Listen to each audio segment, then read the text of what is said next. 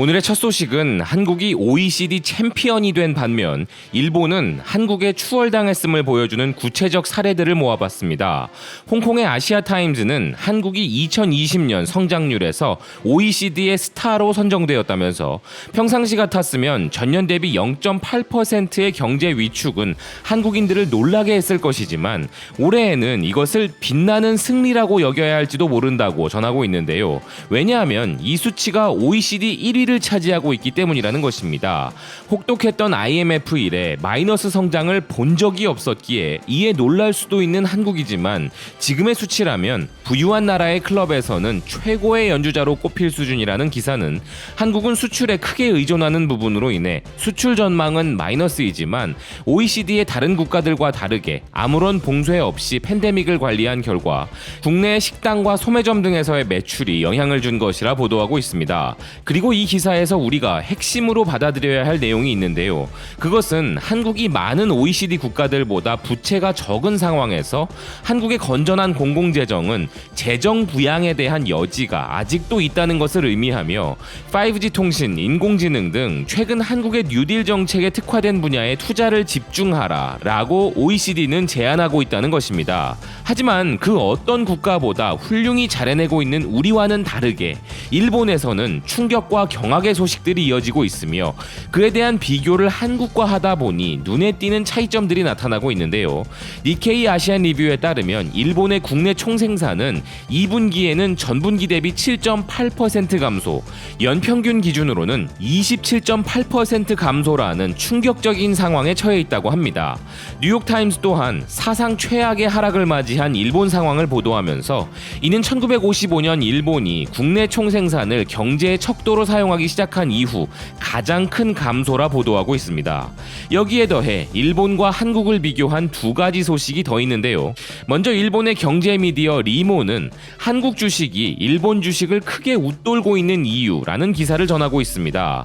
기사는 현재 팬데믹으로 인해 아베노마스크, 재난지원금 하청 문제, 고투 캠페인과 심지어 직장 해고 등의 문제에 이르기까지 헤아릴 수 없는 많은 문제점이 밝혀지고 있는 것이 현재 일본의 상황이라면서 지금은 세계 각국이 팬데믹으로 괴로워하고 있지만 이렇게까지 문제가 많은 정책을 추진한 국가는 없을 것이라 이야기하는데요.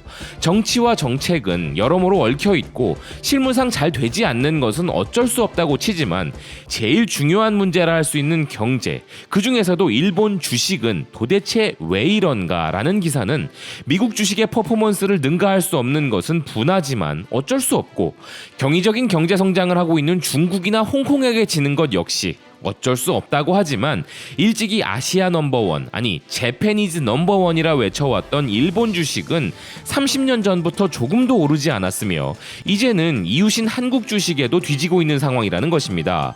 그리고 기사는 일본 주식과 한국 주식의 퍼포먼스는 비슷할 것이란 믿음이 있었고 당연히 일본 주식이 더 웃돌 것이라는 선입견이 있었지만 실제로는 한국 주식의 퍼포먼스가 압도적으로 양호하다 이야기하는데요. 일본 주식은 30년 전 주가를 한 번도 웃돌지 못하고 당시의 80% 수준에서 어슬렁거리고 있지만 한국 주식은 그 사이 4배로 성장하였으며 환율 조정을 해서 보아도 한국 주식은 일본 주식의 1.6배 정도가 된다는 것입니다. 또한 GDP로 비교하면 일본은 한국의 약 3배이고 일본의 인구는 한국의 약 2.5배로 규모 면에서는 일본이 크지만 최근 30년간 양국의 경제 성장률을 보면 그 평균치는 일본이 1.1%, 한국이 5.1%로 한국이 일본을 5배나 웃돌고 있다 기사는 설명하고 있는데요. 여기에 더해 일본의 니혼 게이자이 신문은 어쩌면 일본이 지는 해임을 나타내는 순위를 발표했습니다. 그것은 바로 74개 품목의 전세계 시장 점유율 순위인데요. 이 순위에서 일본과 한국은 각각 선두 품목 7개씩을 기록했는데 핵심은 바로 이 동률이 어떻게 이루어졌냐는 것인데요. 일본은 기존 11개에서 4개 품목 품목을 빼앗겨 한국과 동률이 된 것이기에 일본이 받는 충격은 더욱 큰 것입니다.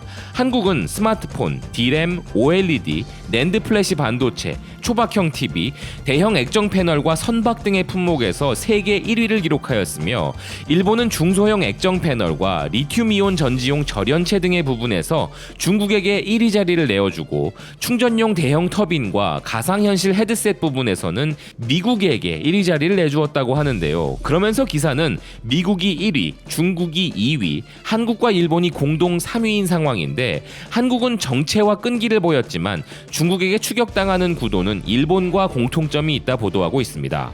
그리고 현재 이런 일본에서는 너무나 파격적인 정책이 거론되고 있는 상황인데요. 일본의 경제분석가이자 도쿄대학 경제학부 교수인 모리나가 타쿠로는 마이니치와의 인터뷰에서 팬데믹 제2파를 우려해 지금이야말로 수도를 이전해야 할 상황이라 경고하고 있습니다. 그는 8월 14일 기준 신규 확진자 수는 1360명으로 감소세의 조짐이 보이지 않고 중증 환자 수도 211명으로 계속 늘고 있는데 정부는 적극적인 억제 대책은커녕 여행 장려 프로그램인 고투 캠페인을 계속해서 전국으로 확산시키고 있으니 이는 당연한 결과라고 이야기하면서 현재 당면한 문제는 제2파를 수습하는 것이지만 설령 제2파를 수습한다 해도 도쿄의 과밀 상황을 방치하는 한 제3파를 피할 수는 없으며 현재의 팬데믹 이외에 또 다른 감염병이 확산될 가능성도 부정할 수 없기에 국민이 안심할 수 있는 일상을 되찾기 위해 중장기적으로 도쿄의 과밀 상태를 완화해야 한다는 것인데요. 그러기 위해 가장 효과적인 수단이 바로 수도 기능을 지방으로 이전시키는 것이라 그는 주장하고 있습니다. 그리고 이것이 황당한 정책이 아니라는 그는 일본은 이미 법적으로도 수도 기능을 이전하도록 되어 있다면서 일본 경제버블의 절정기였던 1990년 11월에 중의원, 참의원 양원에서 모든 중추 기능이 도쿄에 집중된 결과 인구의 과밀, 토지 가격의 비정상적인 상승, 양호한 생활 환경의 결여, 재해 시에 도시 기능의 마비 등이 발생되고 지역 경제의 정체나 과소 지역을 확대시키는 등의 다양한 문제를 발생시킨다 라는 내용으로 결의한 바 있었음을 전하며 당시에는 현재의 팬데믹은 생각하지 않았지만 다른 문제들은 이미 있었다고 하는데요. 그리고 이 결의를 통해 1992년 12월에는 국회 이전에 관한 법률이 통과되었으며 이 법에 따라 심의회가 설치된 적도 있었다는 것인데요. 도쿄는 호우의 위험이 아주 크기에 팬데믹이 아니라도 위험하다는 그는 또 하나의 도쿄가 망가질 가능성으로 지진을 꼽으면서 중앙방재회의 피해 상정에 따르면 최악의 경우 소실되는 건물이 61만 채에 이르고 사망자는 2만 3천여 명에 이를 것이라면서 정부는 향후 30년 이내에 이런 일이 벌어질 가능성이 70%라 예상하고 있다는 것입니다. 하지만 그는 30년이 아니라 향후 몇 년 이내에 이런 일이 발생할 가능성이 있다고 생각한다면서 수도 이전을 주장하고 있는 것인데요. 세계적으로도 도쿄의 밀집 상태는 유명하고 팬데믹이 아니라도 각종 재해에 크게 노출되어 있는 일본의 상황을 미루어 볼 때 비현실적인 제안이라고 보기는 어려울 것입니다. 이런 중차대한 상황 속에서 일본의 다수 언론들은 검진인지 치료인지 아직은 불확실한 국가수상 아베의 상황을 전하고 있는데요. 마그마그 뉴스에 따르면 아베 총리가 8월 24일에 사임한다는 설도 있다고 하며 리테라에 따르면 연속 재임 기록을 넘어서는 8월 31일을 기점으로 아베가 사임할 것이라는 이야기가 나오고 있다는 것입니다.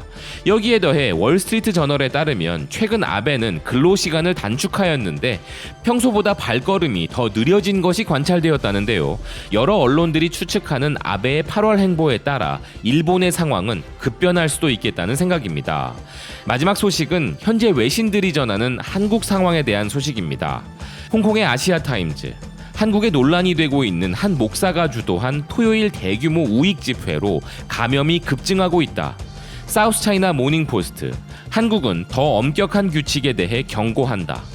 영국의 텔레그래프, 수천 명의 한국교회 성도들이 대규모 발병 후 격리. 국가질병통제센터는 이번 발병이 의료 시스템의 붕괴로 이어질 수 있다고 경고.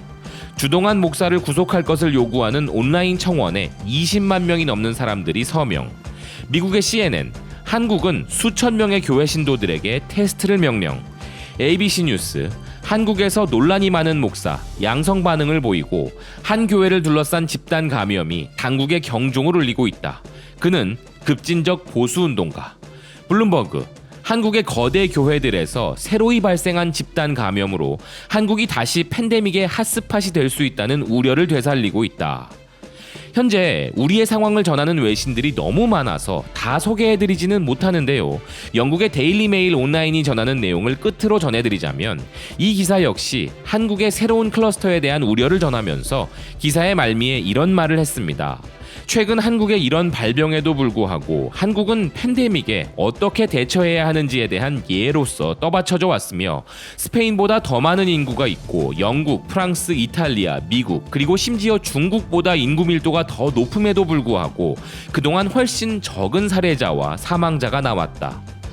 아시는 바대로 최근 벌어진 확산세 이전까지 지금 전해드린 그 어떤 외신의 국가들보다 우리는 훨씬 더 잘하고 있었으며 세계의 롤모델로서 자리 잡고 있었습니다.